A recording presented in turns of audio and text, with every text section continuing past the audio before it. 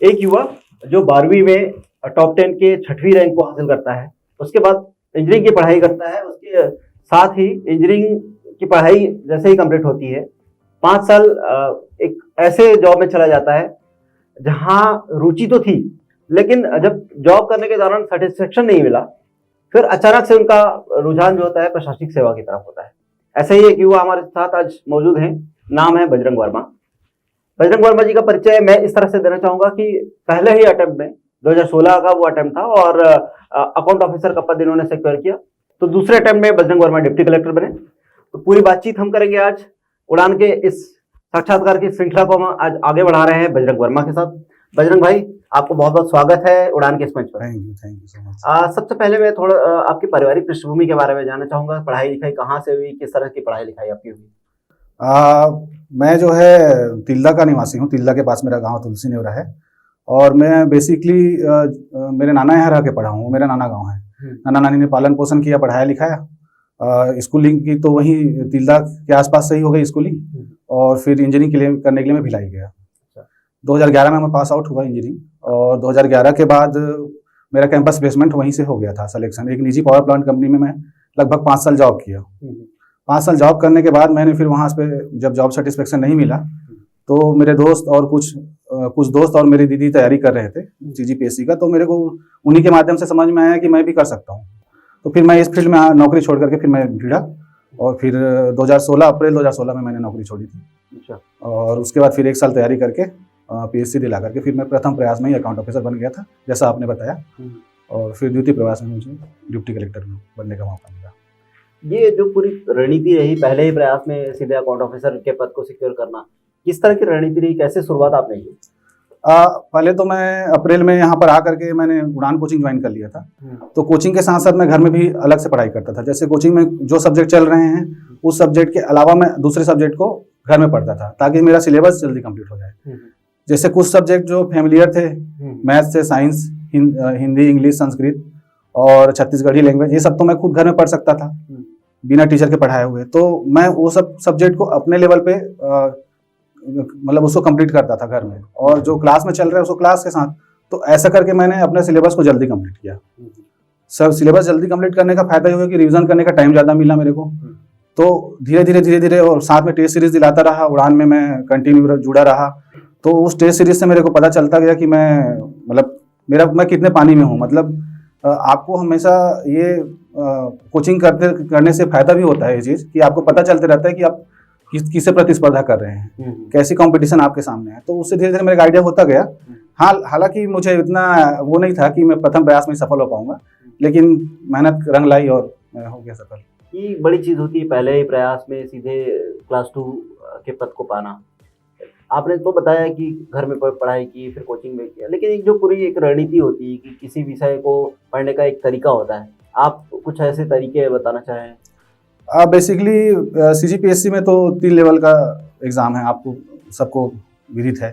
तो उसमें basically mains और प्री को हमको लेकर के चलना पड़ता है। शुरू से ही अगर आप मेंस की तैयारी करते रहें तो बाद में बर्डन नहीं पड़ता है। कई लोग सोचते हैं कि प्रीलिम्स के बाद मेंस पढ़ लेंगे, 3 महीने का समय रहता है, लेकिन वो उचित स्ट्रेटजी नहीं है। आपको मेंस को लेकर के चलना पड़ेगा। 50 से 60% आप मेंस पढ़ सकते हैं। दिन के जैसे 8 घंटा दे रहे हैं, तो आप 5 से 6 घंटा या 4 घंटा 5 घंटा आप मेंस पढ़ सकते हैं। 2 से 3 घंटा प्रीलिम्स पढ़ सकते हैं। ऐसा आप लगभग नवंबर-दिसंबर तक करते रहिए। नवंबर-दिसंबर के बाद नवंबर में नोटिफिकेशन आता है। नोटिफिकेशन के बाद आपको पता चल जाता है कि कितने दिन है आपके पास, और उसमें फिर आप मेंस छोड़ दीजिए पूरा, फिर प्रीलिम्स पे ही भिड़ जाइए। तो उससे क्या है कि जब आपके प्रीलिम्स के बाद मेंस की तैयारी करना रहता है, तो आपको सिर्फ रिवीजन करना होता है और टाइम मिलता है पर्याप्त। बजरंग भाई, जैसे कि आप इंजीनियरिंग बैकग्राउंड के रहे हैं, तो कहीं ना कहीं ह्यूमैनिटी वाले जो सब्जेक्ट होते हैं या आर्ट वाले जो सब्जेक्ट होते हैं, वो थोड़ा सा साइंस बैकग्राउंड वालों के लिए टफ टास्क माना जाता है, क्योंकि वो बिल्कुल अप्रोच अलग हो जाता है। आपने इसको किस तरह से इसका अप्रोच आपका रहा है? शुरू में टफ पड़ता है, क्योंकि 10वीं के बाद तो छूट जाता है, और हम खासकर जो साइंस बैकग्राउंड या मैथ्स बैकग्राउंड वाले होते हैं, वो चाहते ही नहीं कि हमको ये पढ़ना पड़े। हम तो चाहते हैं कि 10वीं कब निकले तो 11वीं आए तो छुटकारा मिले इससे। लेकिन जब मैं इस फील्ड में आया, धीरे धीरे जब शुरू में पढ़ते रहा, तो थोड़ा लगता रहा कि थोड़ा सा टफ है, डर लग रहा है। लेकिन धीरे धीरे जैसे जैसे पढ़ते रहोगे, तो उसमें आप अपने आप कॉन्फिडेंस आता रहता है। जब टेस्ट सीरीज दिलाओगे, आपके नंबर आएंगे तो समझ में आता है कि हाँ मैं इसको पढ़ सकता हूँ। तो धैर्य नहीं खोना है। शुरुआत में आपको अगर थोड़ा डर लगता है तो धैर्य बना के रखिए। लंबे समय से ये एग्जाम ऐसा है भी कि इसमें परसिवरेंस जरूरी है। एक लगन से, एक दृढ़ निश्चय से अगर आप करते रहेंगे तो ये एग्जाम आपको सफलता तो जरूर देगा। अच्छा, कुछ ही समय में पीएससी का प्री और मेंस होने वाला है, तो मेंस के लिहाज से एक चीज और मैं बता दूं कि बजरंग भाई जो है मेंस में टॉपर रहे हैं आप। हाँ, सेकंड टॉपर रहे हैं, तो थोड़ा सा वो किस्सा बताइए कि किस तरह का अप्रोच आपका मेंस को लेकर रहा जिससे आप सेकंड टॉपर बन पाए थे।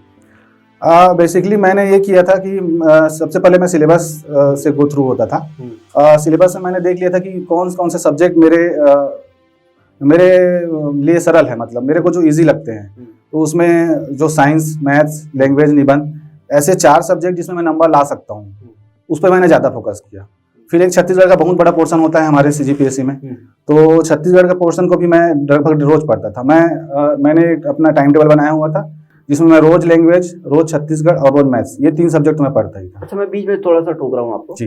एक जो भ्रांति कहे या एक लोगों के बीच एक बात होती है कि सीजीपीएससी या यूपीएससी जैसी चीजें जब पढ़ते हैं तो 18 से 20 घंटे की पढ़ाई करनी पड़ती है। जी जी। आपके पढ़ने का शेड्यूल क्या था? कितने घंटे मिनिमम और मैक्सिमम चाहिए होते हैं अगर सीजीपीएससी को क्रैक करना हो? इसमें ऐसा कोई मैक्सिमम मिनिमम तो है नहीं। आपको जो दैनिक क्रियाकलाप है, जो खाना पीना, सोना उठना, उसके बाद जो समय मिलता है, अगर उसमें से मैक्सिमम आप दे सकते हैं उतना देना चाहिए। इसमें कोई पढ़ाई के घंटे फिक्स नहीं है। पढ़ाई के घंटे तो आप कई बार क्या होता है कम समय में भी ज़्यादा पढ़ लेते हैं अगर आपका कॉन्सेंट्रेशन अच्छा है तो इसलिए घंटे पे नहीं जाना चाहिए, बस आपको अधिक से अधिक समय निकालना चाहिए, मेरा ये मत है जी। तो बजरंग भाई, मैं जानना चाह रहा था कि मेंस में जब लिखने का जो तरीका होता है वो कैसे होना चाहिए जिससे ज़्यादा से ज़्यादा नंबर हम गेन कर सकते हैं?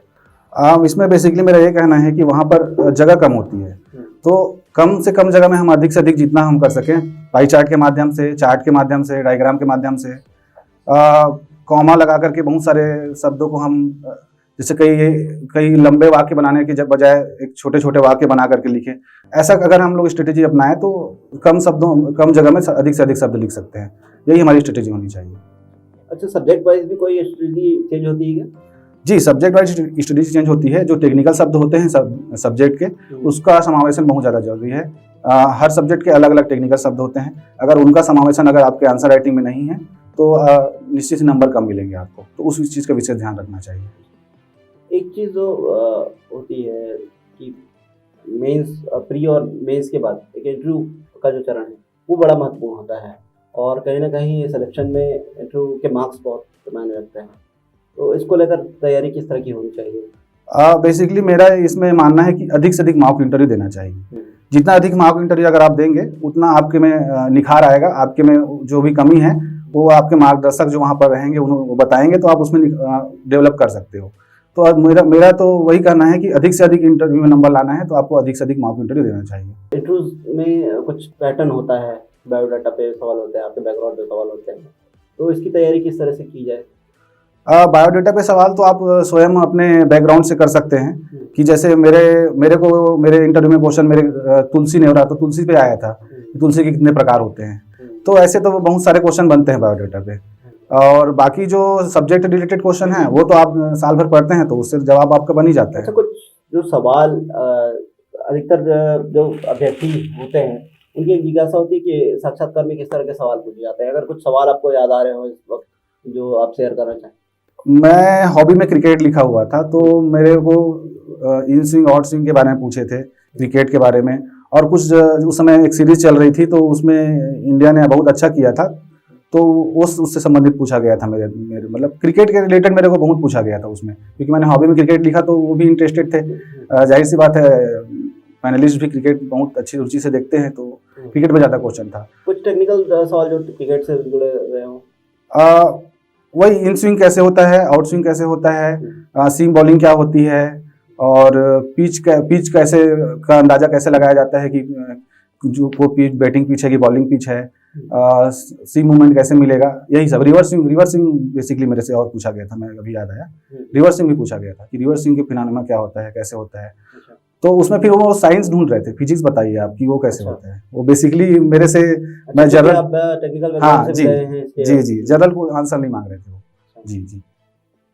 तो कुल मिला के अगर जो भी व्यक्ति इस वीडियो को देख रहे हैं उनको इस बात से अवगत करा दूं कि अगर आपका जो बैकग्राउंड अगर टेक्निकल है तो जो इंटरव्यू पैनल होता है वो कहीं ना कहीं आपके एजुकेशनल बैकग्राउंड को भी तलाशता है, आपके हॉबीज जी जी दूसरे तरह के जी सवालों पे। जी जी। जी बजरंग भाई, अभी कुछ देर पहले जब बात हुई आपसे तो आपने कोचिंग का जिक्र किया। कोचिंग जैसी संस्थाएं कितना महत्वपूर्ण हो सकती हैं और आप कैसे सजेस्ट करेंगे कि लोगों को कोचिंग ज्वाइन करना चाहिए या खुद से भी वो तैयारी कर सकते हैं? इस विषय में मेरा मानना है कि कोचिंग लोगों को ज्वाइन कर लेना चाहिए। हालांकि बिना कोचिंग के भी लोग ऐसे उदाहरण मिलते हैं जो जिन्होंने सक्सेस लिया है, लेकिन कोचिंग करने से आपका समय बचता है। सबसे पहली बात समय बचता है, दूसरा आपको गाइडेंस मिलता है। वो गाइडेंस आपको आपकी कमी को निखारता है, आपकी कमी में जो भी आपके पास जो भी क्षमता है उसको निखारता है। और तीसरी बात यह है कि जब भी आप कोचिंग में आते हैं तो आपको वो माहौल मिलता है जो माहौल आपको घर में नहीं मिल पाता। टेस्ट सीरीज आप कंटिन्यूस देंगे, आपके प्रत्यक्ष रूप से आपको प्रतिस्पर्धी आपके दिखाई देंगे यहाँ, और जब प्रतिस्पर्धी दिखाई देंगे तो अपने आप मोटिवेशन आ जाएगा आपको। अगर घर में अकेले पढ़ते रहेंगे तो आपका क्या पढ़ना है क्या नहीं पढ़ना है इसी में उलझ जाएंगे, और रबीज भी पढ़ सकते हैं आप। जो चीज़ पढ़ना है जो चीज़ नहीं पढ़ना है, जो चीज़ नहीं पढ़ना है वो भी आप पढ़ सकते हैं। तो इसलिए कोचिंग मुझे लगता है कि लोगों को कर लेना चाहिए। मेरी तो यही सलाह रहेगी। ग्रुप स्टडी का भी कोई फायदा मिलता है? ग्रुप स्टडी तो मैं नहीं किया हूँ तो मैं उसके बारे में उतना बता नहीं पाऊंगा, लेकिन कुछ लोगों को फायदा मिलता है। मैं तो अकेले स्टडी करने में ज़्यादा मुझे बेहतर महसूस होता है जी। अच्छा, एक चीज़ तो कही जाती है कि जब भी आप अधिकारी बनते हैं लोगों का नज़रिया बदल जाता है जी।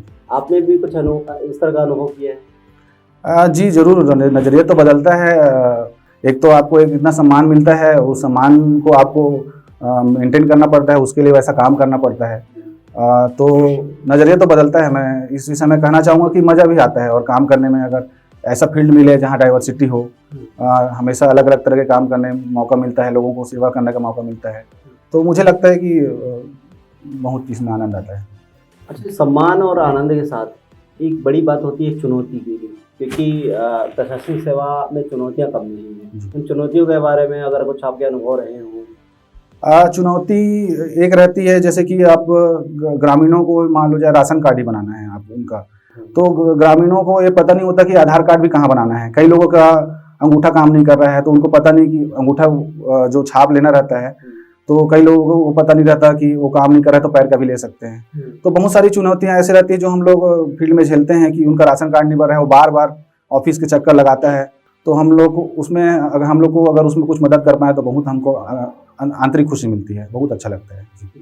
फील्ड में भी कुछ और चुनौतियाँ जैसे राजनीतिक दबाव होते हैं या कोई फील्ड में आप अतिक्रमण हटाने गए, कुछ और कोई ऐसी चीज़ जहाँ पे लॉ एंड ऑर्डर का कुछ मसला हो गया, तो तब किस तरह की चुनौतियाँ को सामना करना पड़ता है? जी निश्चित ही दबाव तो रहता है, राजनीतिक दबाव हो, सामाजिक दबाव हो।